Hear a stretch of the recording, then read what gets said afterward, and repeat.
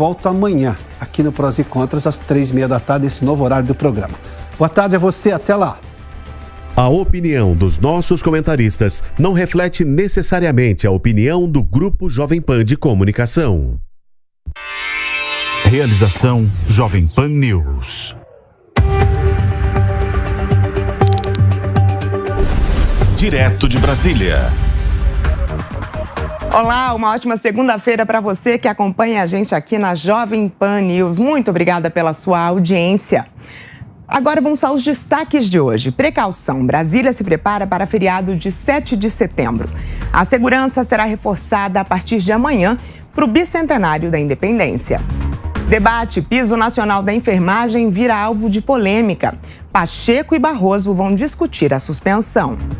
Validação. Bolsonaro sanciona uma série de projetos na manhã de hoje, incluindo mudanças para laqueadura e vasectomia, direitos trabalhistas como o uso do Vale Alimentação e mudanças nos benefícios do INSS. E eleições 2022. Claro que tem a agenda dos candidatos à presidência da República. Eu sou Catiúcia Sotomayor e sigo com você até às 5 da tarde com as principais notícias da capital federal ao vivo, a partir de agora, direto de Brasília. Direto de Brasília. O ministro do Supremo, Edson Fachin, restringiu o porte de armas com o argumento de violência política na campanha eleitoral.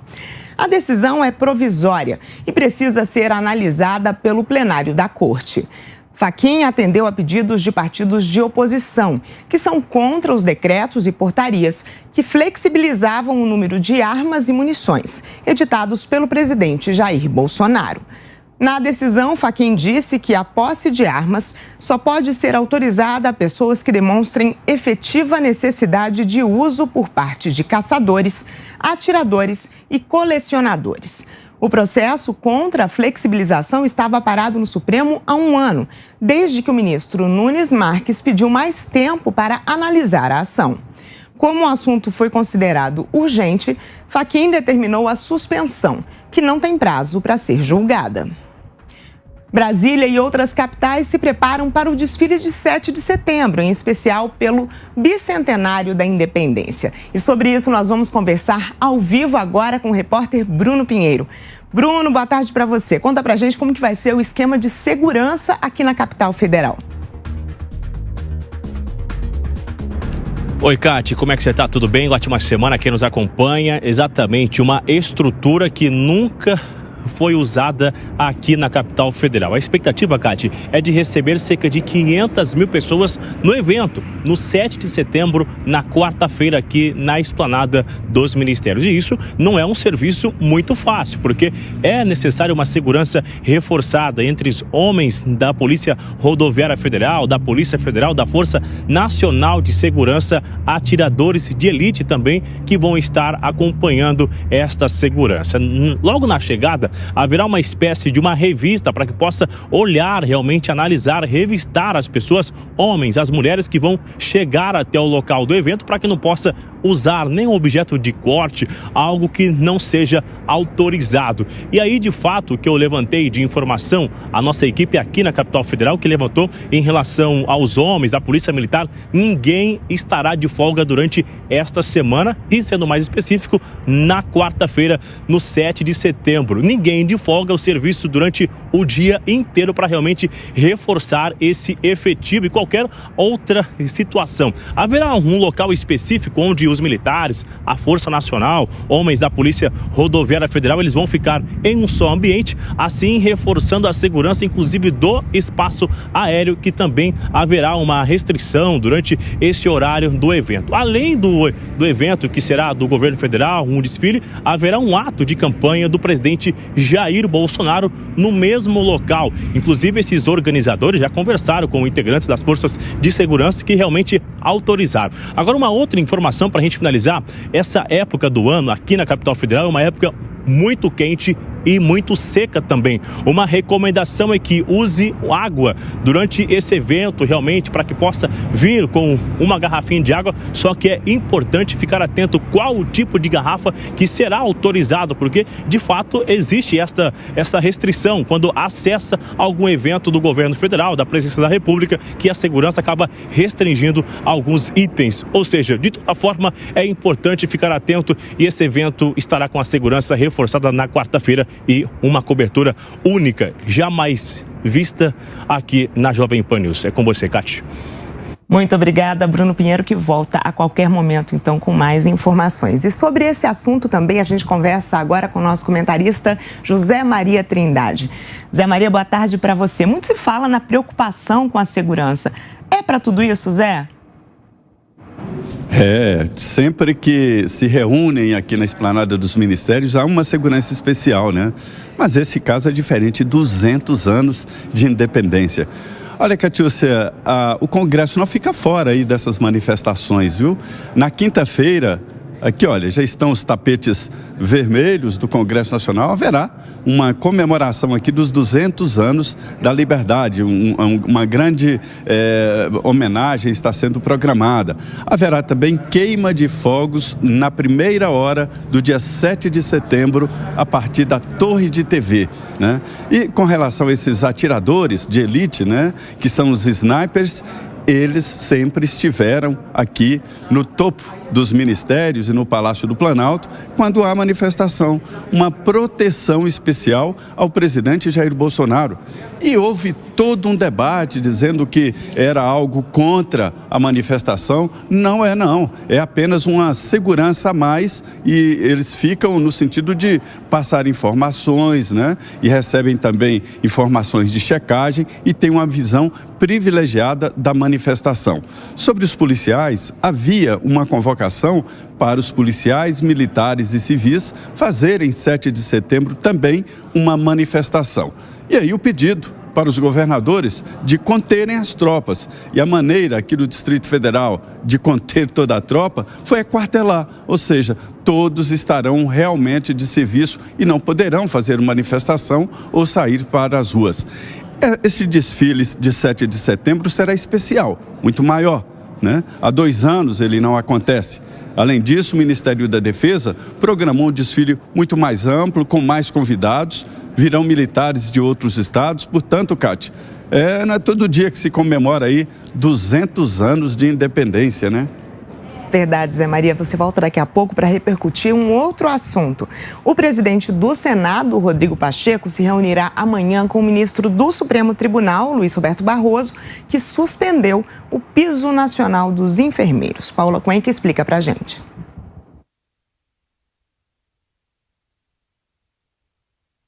A reunião entre o ministro Luiz Roberto Barroso do Supremo Tribunal Federal e o presidente do Senado, Rodrigo Pacheco, que deve ocorrer nesta terça-feira, tem por objetivo encontrar soluções a respeito de como pode ser feito o pagamento do novo piso nacional de enfermagem no valor de R$ 4.750, que foi aprovado pelos parlamentares no Congresso Nacional e sancionado pelo presidente da República, Jair Bolsonaro. Acontece que neste final de semana, Barroso, atendendo a um pedido da Confederação Nacional de Saúde, hospitais e estabelecimentos e serviços, fez com que essa lei perdesse o seu efeito. Nesta segunda, havia expectativa de que milhares de enfermeiros, técnicos, auxiliares de enfermagem já pudessem receber um salário corrigido a partir desse novo piso nacional da enfermagem. Mas Barroso concedeu essa liminar, suspendendo os efeitos da lei após ouvir as argumentações da Confederação Nacional de Saúde de que 77% dos hospitais e outras unidades de saúde ouvidas pela Confederação pretendiam fazer a redução do seu quadro de enfermagem por conta desse novo piso. Além disso, 51% dos ouvidos pretendiam reduzir o número de leitos. Havia então uma possibilidade de demissão de 80 mil profissionais de enfermagem e fechamento de cerca de 20 mil leitos em todo o país. Para Barroso, é necessário ver os possíveis impactos negativos a respeito desse novo piso salarial. Enquanto isso não acontece, então fica suspensa a obrigatoriedade de se cumprir esse pagamento do valor ajustado. Neste sentido, inclusive, o ministro do STF escreveu na sua decisão que considera plausível o argumento apontado pela Confederação de que o Legislativo aprovou o projeto e o Executivo o sancionou sem cuidarem das providências que viabilizariam a sua execução, como, por exemplo, o aumento da tabela de reembolso do SUS à rede conveniada. Escreve ainda Barroso que, nessa hipótese, teriam querido ter o bônus da BNS sem o ônus do aumento das próprias despesas, terceirizando a conta. Nesse sentido, nos bastidores se discute a possibilidade de haver aprovação de outros projetos dentro do Congresso Nacional que poderiam gerar mais recursos à União e que pudessem, então, ser repassados, como esses reembolsos do Sistema Único de Saúde. Mas, de fato, diversas hipóteses ainda devem ser debatidas para verificar se esse novo piso salarial de enfermagem possa acontecer na prática. De Brasília, Paola Cuenca. Bem, sobre esse assunto a gente volta a conversar agora com o nosso comentarista José Maria Trindade. Zé Maria, você acha que essa suspensão do projeto pode provocar uma crise entre legislativo e judiciário ou é possível que com conversa se chegue a uma solução? Pois é, cada vez mais os tribunais, o Supremo, o STJ e o próprio TSE têm conversado muito com líderes e presidentes daqui da Câmara e Senado. Este é um caso. O presidente do Senado, o senador Rodrigo Pacheco, vai se encontrar com o ministro Barroso e com o apoio de todos os líderes dos partidos políticos. Eu recebi agora há pouco uma mensagem do relator do Orçamento da União, o senador Marcelo Castro, e ele dizendo que o presidente do Senado vai em nome de todos os senadores, no sentido de que, se não houver a aceitação desta lei, haverá aprovação de outra emenda à Constituição. Esta lei regulamenta uma emenda aprovada aqui que estabelece o piso salarial do setor de saúde. Os donos de hospitais e de clínicas, eles estão reclamando, dizendo que não se pode definir na iniciativa privada um piso assim. E mais, o argumento jurídico é de que isso muda a estrutura do SUS.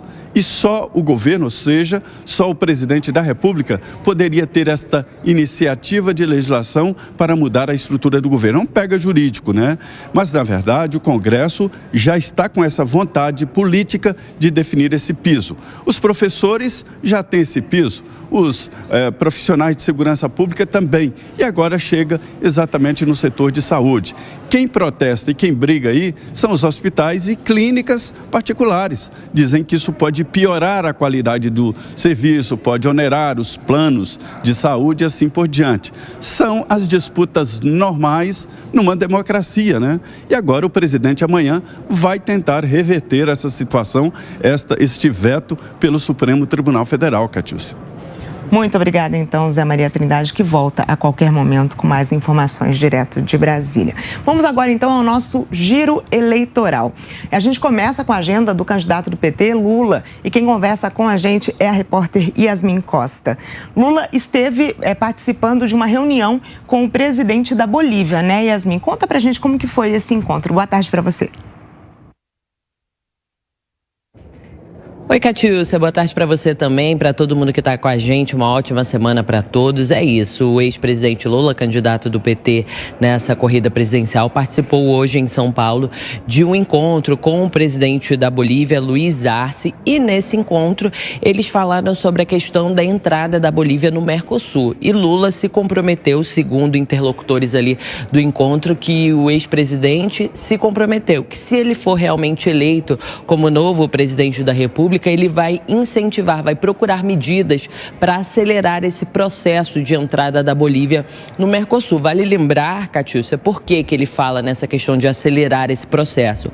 Porque o Congresso brasileiro, o Congresso Nacional Brasileiro, ainda precisa aprovar. Esse é um último passo, porque os parlamentos da Argentina, Uruguai e Paraguai já referendaram essa entrada, já autorizaram essa entrada da Bolívia no Mercosul. E agora só falta o Congresso brasileiro fazer essa sinalização de que é a favor ou contra a entrada da Bolívia no Mercosul. E, segundo o ex-presidente Lula, ele vai fazer essa interlocução aqui com o Congresso Nacional, se for eleito, para garantir e acelerar esse processo. O Lula também falou sobre uma proposta de reaproximação dos países latino-americanos, porque, segundo ele, hoje a maioria dos países não tem um contato muito direto com o Brasil. Agora, no final da tarde, Lula participa de um encontro com assistentes sociais. Tudo isso lá no estado de São Paulo. Yasmin, vamos falar agora de outro candidato. Simone Tebet, do MDB, tem agendas em São Paulo e Minas Gerais, né? Conta pra gente quais são os compromissos. Conto sim, Cátia. Vamos lá. Simone Tebet começou essa agenda hoje em São Paulo. Pela manhã, ela visitou o Centro de Referência para Cooperativas e Catadores de Lixo Reciclável e, inclusive, durante essa visita, a candidata falou que pretende adotar medidas para que essa categoria saia da informalidade. Essa é uma promessa que ela faz caso seja eleita a presidente do Brasil. Tebet também falou que quer promover o desenvolvimento econômico com a preservação do meio ambiente, da floresta amazônica como um todo. Depois desse encontro, dessa visita nessa fábrica no estado de São Paulo, ela viajou, pegou um voo e foi para Belo Horizonte. E agora à tarde ela participa de uma caminhada na Praça 7 e às 4h30 da tarde, daqui a pouquinho, começa agora há pouquinho, ela vai participar de uma manifestação em defesa da Serra do Curral. Eu volto contigo, Cátia. Muito obrigada, Yasmin Costa, que volta a qualquer momento com mais informações aqui pra gente. E o presidente e candidato do PL à reeleição, Jair Bolsonaro, não tem compromissos de campanha hoje. Pela manhã, Bolsonaro recebeu apoiadores no Palácio da Alvorada. O presidente trouxe quem costuma ficar do lado de fora para conhecer a residência oficial. Já o candidato do PDT, Ciro Gomes, participou hoje do programa Pânico aqui na Jovem Pan. Vamos ver um trecho da entrevista. Eu conheço o Lula há quase 40 anos. Eu nunca vi o Lula tão enfraquecido, tão debilitado psicologicamente. Ele não conseguiu se defender de um ataque de corrupção do Bolsonaro. Percebe? E aí fica com essas palavras que botam na boca dele para explicar o inexplicável. Eu passo, então, uma campanha inteira dizendo que o PT virou uma organização criminosa. Eles me insultam, me agridem todo dia e depois espero que eu apoie eles no segundo turno. Sabe como é? Nunca mais, Juvenal. Vamos saber agora a agenda dos outros presidenciáveis nesta segunda-feira. O candidato Emael, do Democracia Cristã, também não divulgou agenda pública, assim como o candidato Léo Péricles, da Unidade Popular.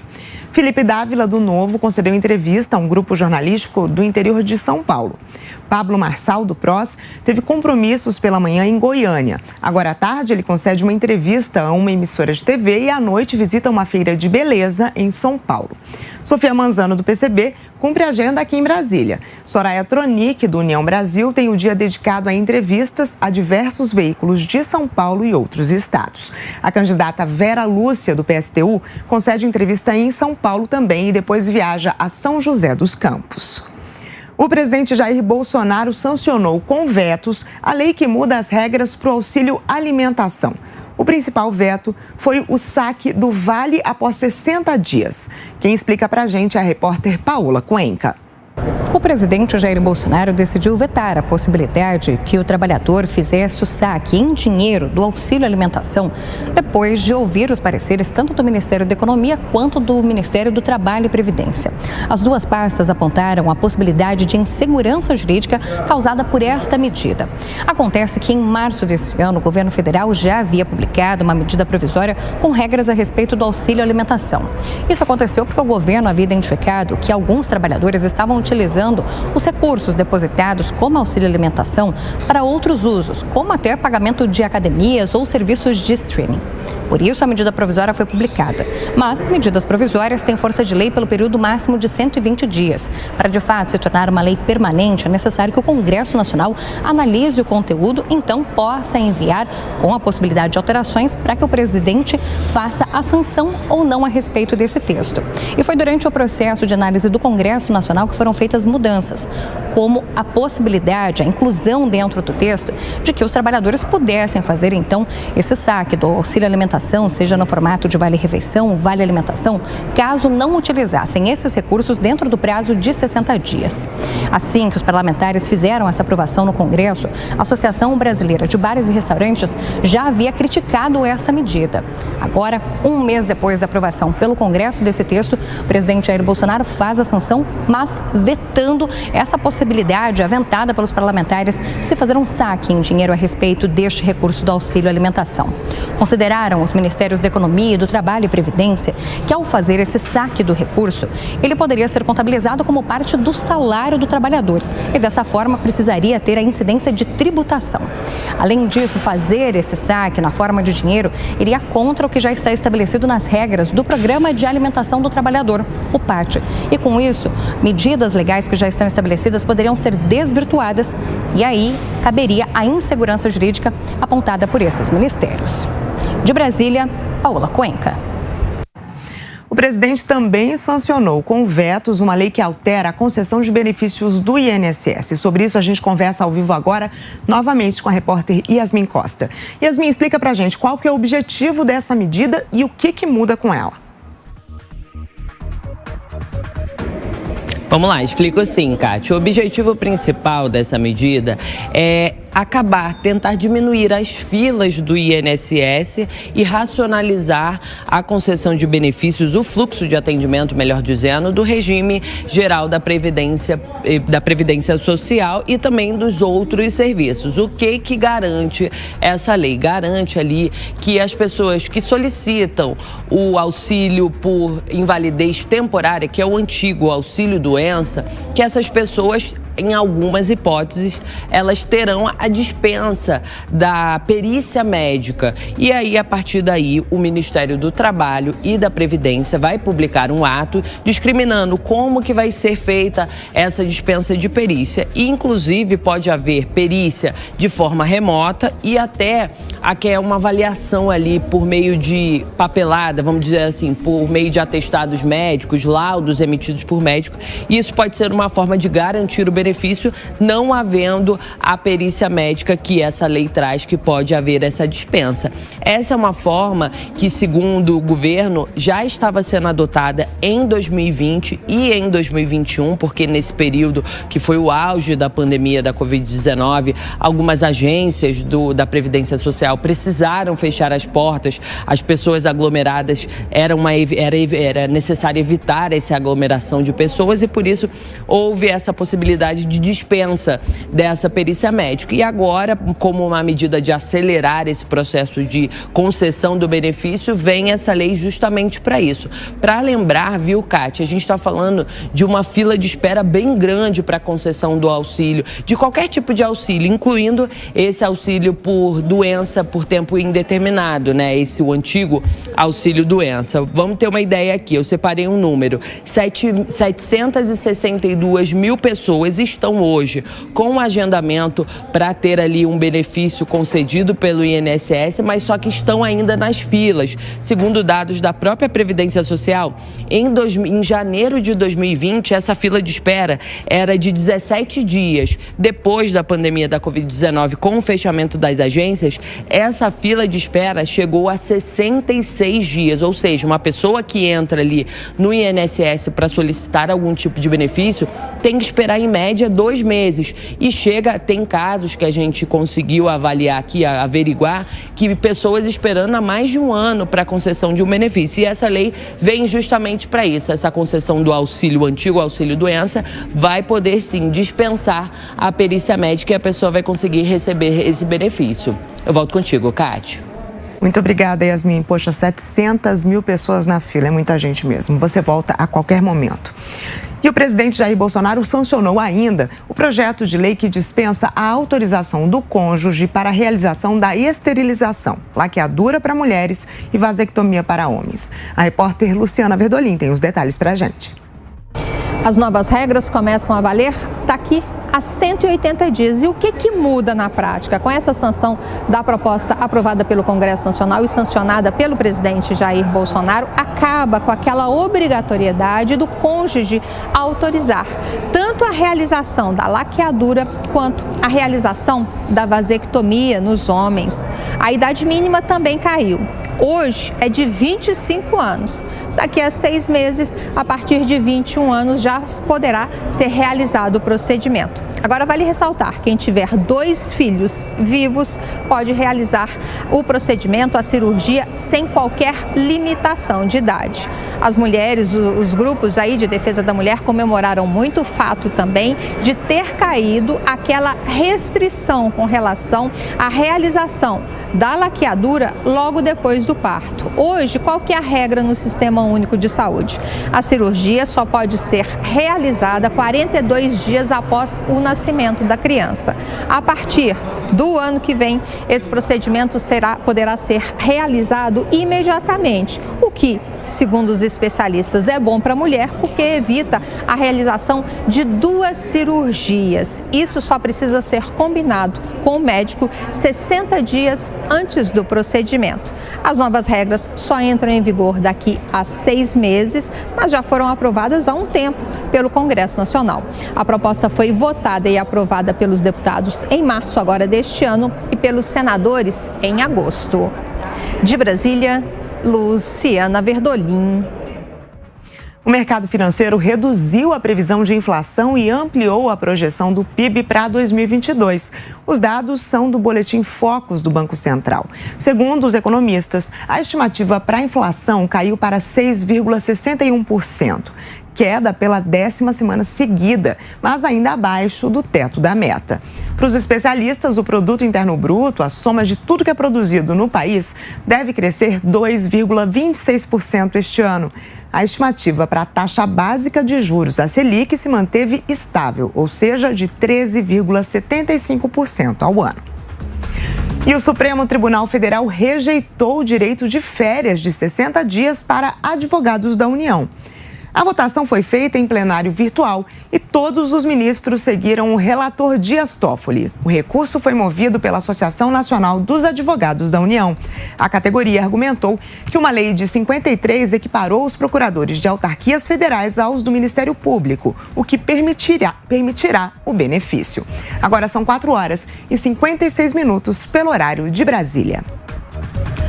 O Tribunal Superior Eleitoral julga amanhã as candidaturas de Jair Bolsonaro, Pablo Marçal e Soraya Tronic. Sobre isso, nós vamos conversar ao vivo mais uma vez com o repórter Bruno Pinheiro.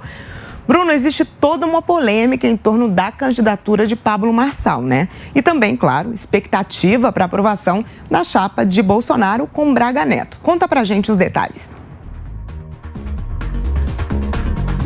Exatamente, Cati. Incertezas, ainda não foram respondidas, na verdade, se essa candidatura será oficializada ou não. A gente vai aguardar o julgamento amanhã às 19h na Justiça Eleitoral. Se falando do caso do atual presidente Jair Bolsonaro, que busca uma reeleição, o julgamento é também amanhã. A gente aguarda então. Lembrando que o registro da candidatura encerrou dia 15 de agosto e os julgamentos vão até na segunda-feira que vem. Na semana que vem é o último dia que a Justiça Eleitoral julga de fato as chapas, as candidaturas, os registros, o que foi declarado de bens sobre os candidatos. Isso é o que? Oficializando a legalidade da campanha, da candidatura para chegar até as urnas no dia 2 de outubro. Então, esse julgamento amanhã às 19h. A gente vai aguardar essas respostas, algumas incertezas sobre se serão oficializadas ou não. Lembrando que o ministro Alexandre de Moraes é o relator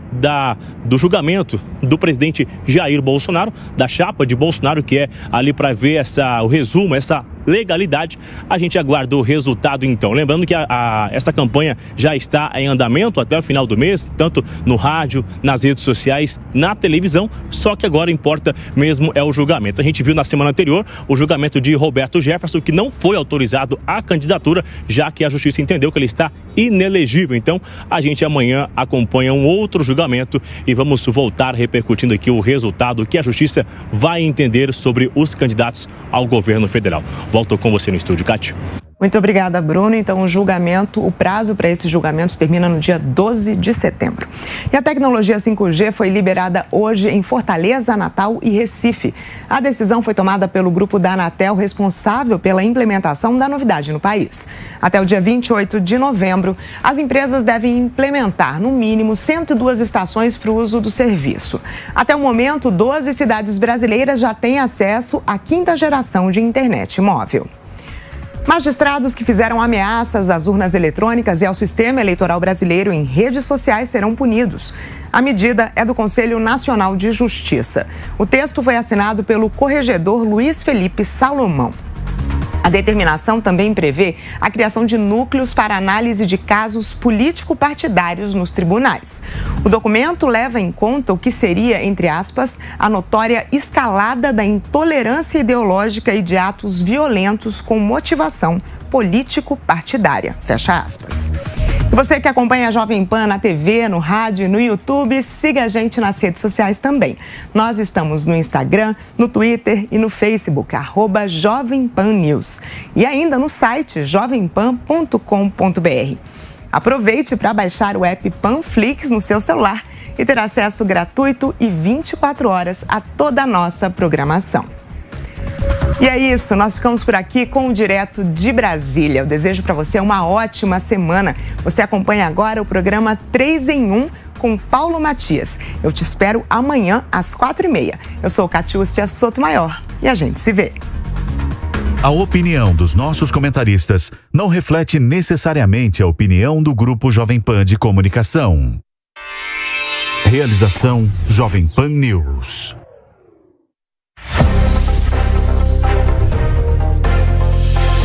Três em 1. Jovem Pan. Olá, ótima